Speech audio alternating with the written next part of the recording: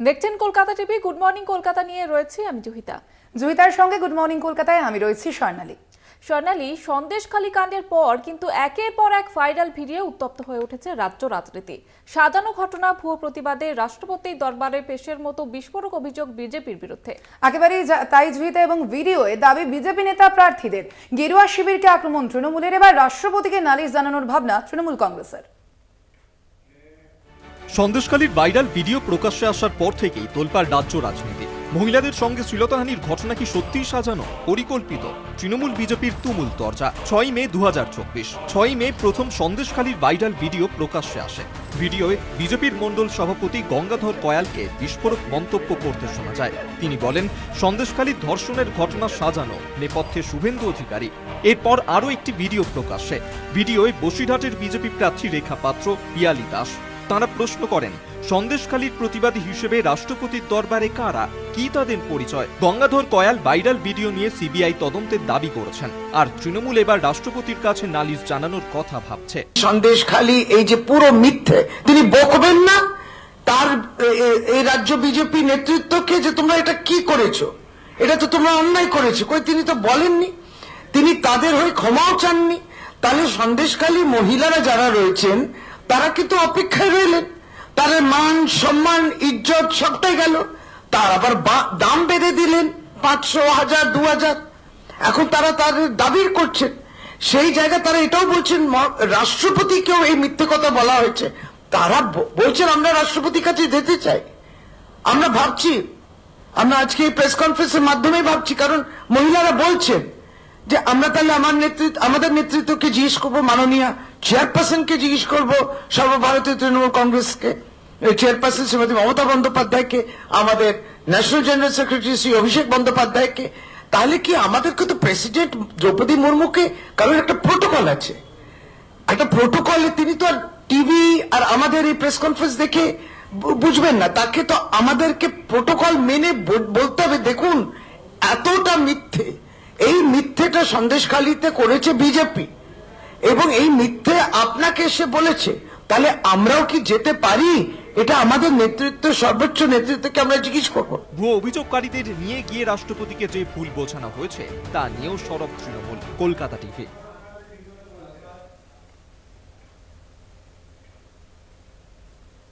জহিতা, এবার আমরা যে খবরের দিকে নজর রাখবো, সন্দেশখালী রহস্যের নয়া মোড়। স্টিং অপারেশনের দ্বিতীয় ভিডিও ভাইরাল হলো এবং ফের বিজেপির মণ্ডল সভাপতি গঙ্গাধর কয়ালের মুখে চাঞ্চল্যকর তথ্য সামনে এসেছে। আন্দোলন চালিয়ে যেতে 72 জন মহিলাকে টাকা দেওয়া হয়েছে, 72 জন মহিলাকে 2000 টাকা করে দেওয়া হয়েছে। বিস্ফোরক বয়ান গঙ্গাধরের। স্টিং অপারেশনের ভিডিও ঘিরে হইচই পড়ে গিয়েছে রীতিমতো। ভিডিওর সত্যতা যদিও যাচাই করেনি কলকাতা টিভি। আপনাদের জানিয়ে রাখি, সন্দেশখালী ঘটনায় একের পর এক ভাইরাল ভিডিও সামনে আসছে এবং এবার স্টিং অপারেশনের দ্বিতীয় ভিডিও সামনে এসেছে। আপনারা দেখতে পাচ্ছেন সেই ভিডিও। ফের বিজেপির মণ্ডল সভাপতি গঙ্গাধর কয়ালের মুখে চাঞ্চল্যকর তথ্য।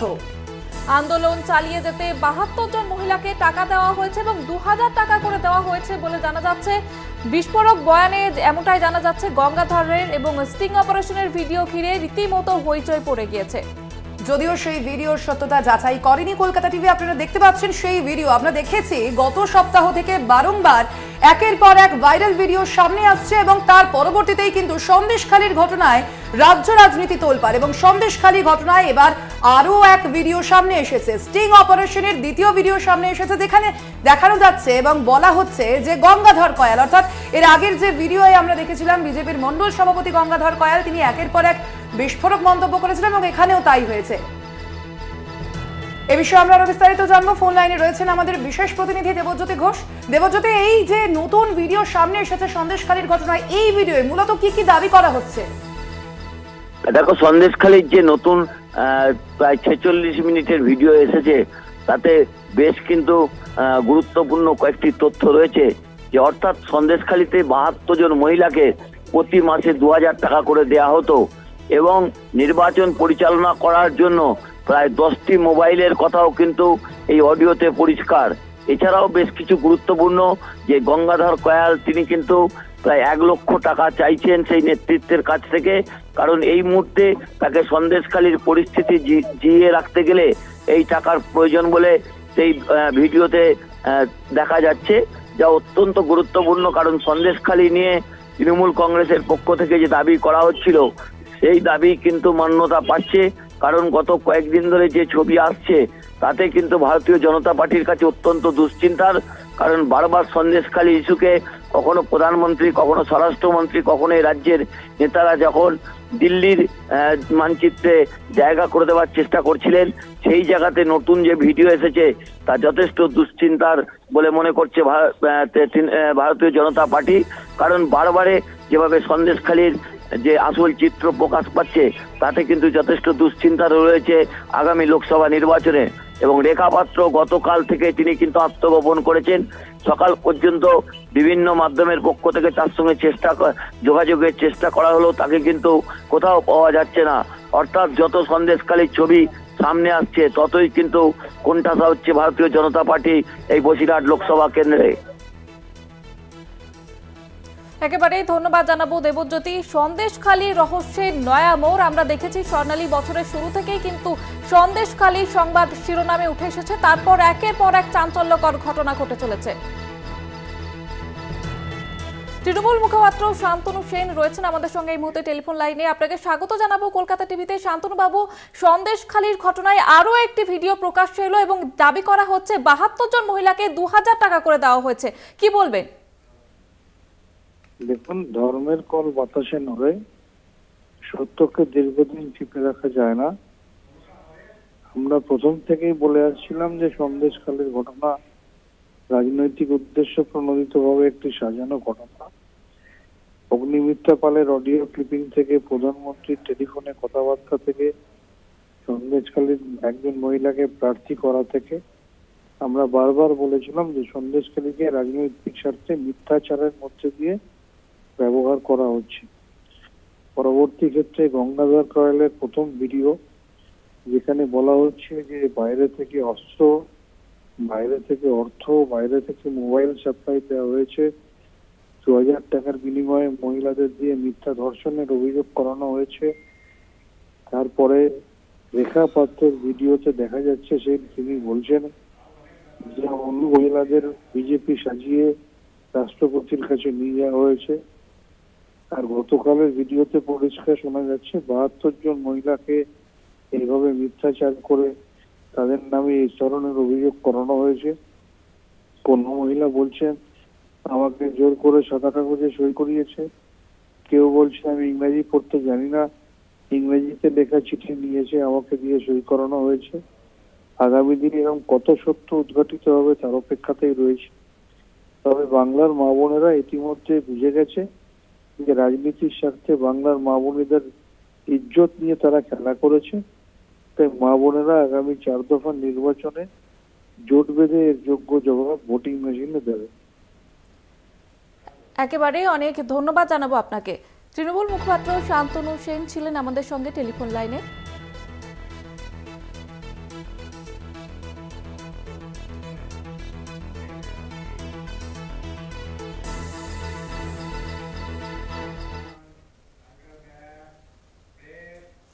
গুড মর্নিং কলকাতায় সময় এখন একটি বিরতির। ফিরছে আরো অন্যান্য খবর নিয়ে, সঙ্গে থাকুন।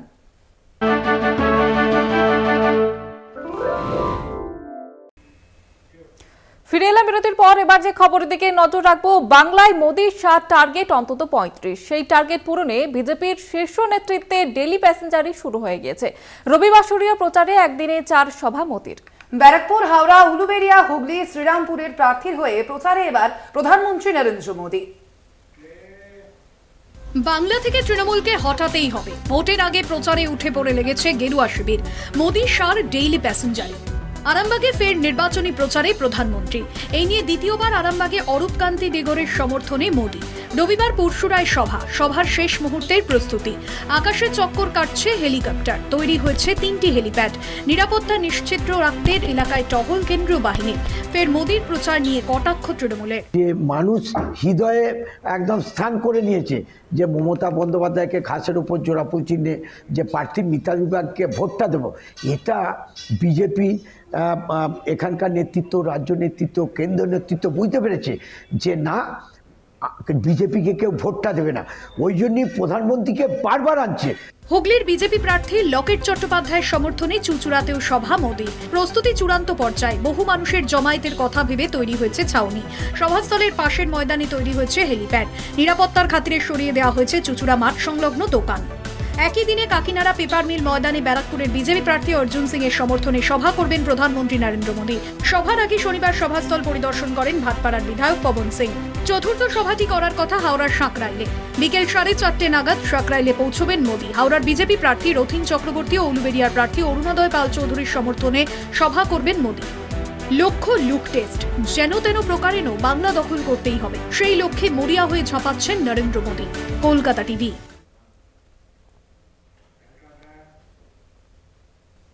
ভোটের দিন ঘোষণার পর থেকেই বিজেপির পাখির চোখ বাংলা। বারবার রাজ্যে নির্বাচনী প্রচারে আসছেন দিল্লির নেতৃত্বরা। এবং যেটা দেখা যাচ্ছে, কখনো প্রধানমন্ত্রী, কখনো অমিত শাহ, কখনো জেপি নাড্ডা, আবার কখনো উত্তরপ্রদেশের মুখ্যমন্ত্রী যোগী আদিত্যনাথ। বাংলার দিল্লি নেতাদের আসা যাওয়া লেগেই রয়েছে। এই আবহে চতুর্থ দফা ভোটের আগে ফের রাজ্যে আসছেন প্রধানমন্ত্রী নরেন্দ্র মোদী। আর বিষয়ে আরো বিস্তারিত জানবো, প্রতিনিধি দেবাশিস সেনগুপ্ত রয়েছে আমাদের সঙ্গে টেলিফোন লাইনে। দেবাশিস, আজ কি কি কর্মসূচি রয়েছে? দেখো, লোকসভা নির্বাচন ঘোষণা হওয়ার পর থেকে ইতিমধ্যে কিন্তু রাজ্যে প্রায় আজকে নিয়ে প্রায় 9 বার আসবেন দেশের প্রধানমন্ত্রী নরেন্দ্র মোদী তাদের বিজেপির অর্থাৎ বিজেপির প্রার্থীদের হয়ে প্রচারে। কারণ ইতিমধ্যেই জানো যে বিজেপির কেন্দ্রীয় নেতৃত্ব রাজ্যে প্রায় 35টি আসনের লক্ষ্যমাত্রা বেঁধে দিয়েছিল বিজেপির রাজ্য নেতৃত্বকে, এবং সেটা পূরণ করার জন্যই কিন্তু ঘন ঘন একদিকে প্রধানমন্ত্রী, একদিকে দেশের স্বরাষ্ট্রমন্ত্রী, বিজেপি শাসিত অন্যান্য রাজ্যের মুখ্যমন্ত্রী এবং বিজেপির নেতৃত্ব, কেন্দ্রীয় নেতৃত্ব, তারা কিন্তু ঘন ঘন রাজ্যে আসেন, প্রচার করছেন এবং তার বিজেপি প্রার্থীদের সমর্থনে। এর পাশাপাশি রাজ্যের শাসক দলকে বিভিন্নভাবে বিচ্ছেন তারা। যদিও রাজ্যের শাসক দল তৃণমূল কংগ্রেস, তারাও পিছিয়ে নেই, বিজেপির যে দুর্বলতাগুলো তারাও তুলে ধরছেন। আজ প্রধানমন্ত্রী আসেন, একই সঙ্গে 4টি সভা করবে। তার মধ্যে 2টি সভা রয়েছে হুগলি জেলায়, অর্থাৎ হুগলিতে করবে, একদিকে যেমন আরামবাগে করবেন, পাশাপাশি চুঁচুড়ায় করবেন, হাওড়ার সাঁকরাইলে সভা করবেন, পাশাপাশি ব্যারাকপুর লোকসভা কেন্দ্রে হয়ে ভাটপাড়া বা জগদ্দলে তিনি কিন্তু সভা করবেন, এমনটাই কিন্তু বিজেপি সূত্রে খবর। অর্থাৎ নির্বাচনের যে চতুর্থ দফা যে ভোট হবে, সেই চতুর্থ দফার ভোটে কিন্তু প্রচারের জন্য নরেন্দ্র মোদী তিনি গতকাল রাত্রেবেলায় চলে আসেন। রাত্রেবেলা তিনি ছিলেন রাজভবনে এবং আজ সকালবেলা প্রথম তার কর্মসূচি হচ্ছে 11:20 এবং সেই কর্মসূচি দিয়েই কিন্তু তিনি শুরু করবেন। এবং আবারও যত জানা যাচ্ছে যে আরো বেশ কয়েকটি দফা যে বাকি আছে রাজ্যে, সেই দফাগুলোতেও কিন্তু প্রধানমন্ত্রী, স্বরাষ্ট্রমন্ত্রী তারা কিন্তু আসবেন। অর্থাৎ তাদের যে লক্ষ্যমাত্রা, সেই লক্ষ্যমাত্রা পূরণ হয় কিনা দেখা যাবে 4 জুনে ফলাফল বেরানোর পরই যে কি অবস্থা। একেবারে ধন্যবাদ জানাবো দেবাশিস দা।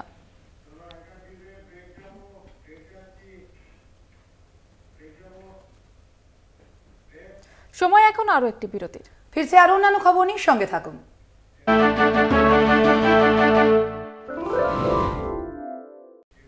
হিডকো জমিতে রাজনৈতিক কার্যালয় বানানোর অভিযোগ।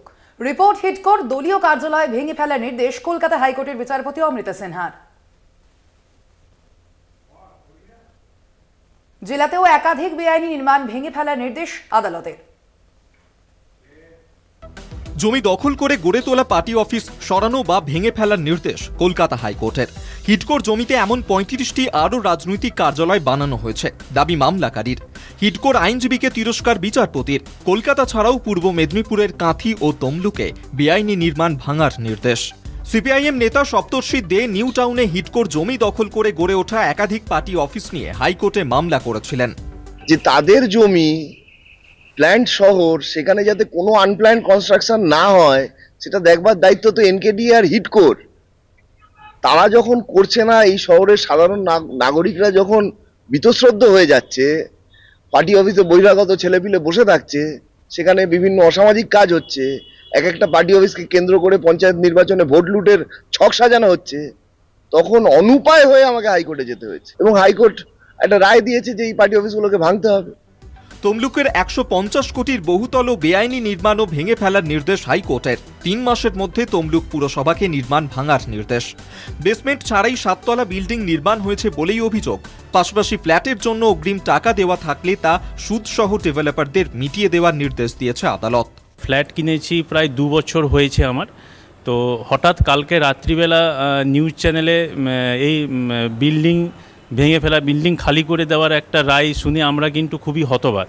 কারণ আমরা কিন্তু টোটাল সব কিছু রেজিস্ট্রেশন থেকে শুরু করে এমনকি মিউনিসিপ্যালিটিতে আমাদের মিউটেশনও হয়েছে এবং হোল্ডিং ট্যাক্সও আমরা সময় মতো জমা দিচ্ছি। তারপরেও যে রায়টা এসেছে যে এটা ইললিগ্যাল কনস্ট্রাকশন বলে, এটা শুনে কিন্তু আমরা খুবই আতঙ্কিত এবং হতবাক হয়েছি আর কি। আইন মেনেই তমলুক পুরসভা ব্যবস্থা নেবে জানান চেয়ারম্যান। এখন এই ব্যাপারটা, এটা তো অনেক দিনের পুরনো আবাসন, তখন আমি চেয়ারম্যান ছিলাম না, তো আমি সমস্ত নথিপত্র ঘেটে আমি দেখব অবশ্যই। যদি বেআইনি নির্মাণ হয়েছে নিশ্চয়ই, নাহলে অনারেবল হাইকোর্ট নিশ্চয়ই রায় দেবেন না, সেরকম ক্ষেত্রে পৌরসভা প্রশাসনিকভাবে যার সিদ্ধান্ত গ্রহণ করবে। কাঁথি শহরেও বহুতল দুর্নীতির পর্দা ফাঁস। বেআইনি নির্মাণের অভিযোগ থেকে বাঁচতে বহুতলে করা হয় তৃণমূলের নির্বাচনী কার্যালয়। অভিযোগ বিজেপির। কাঁথি পুরসভার 14 নম্বর ওয়ার্ডে দীঘা বাইপাসের পাশেই এই বেআইনি বহুতল। নয়াপুট জুনিয়র বেসিক স্কুলের প্রধান শিক্ষক দেবকৃষ্ণ বড়াই এই বহুতল নির্মাণে দুর্নীতি করেছেন বলেই অভিযোগ।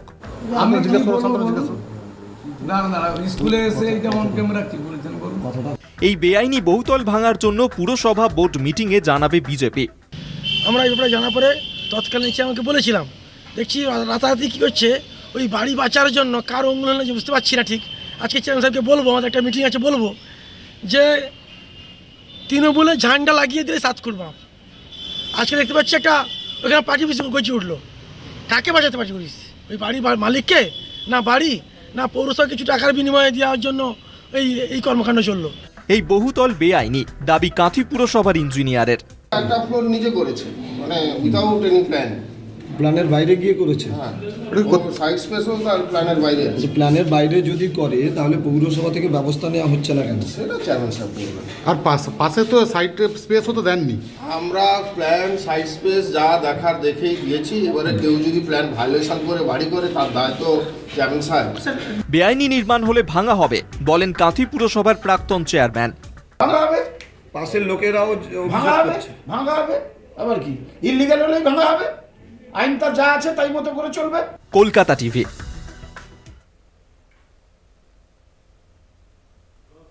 গুড মর্নিং কলকাতা এই পর্যন্তই। দেখতে থাকুন কলকাতা টিভি, রাত দিন 7 দিন।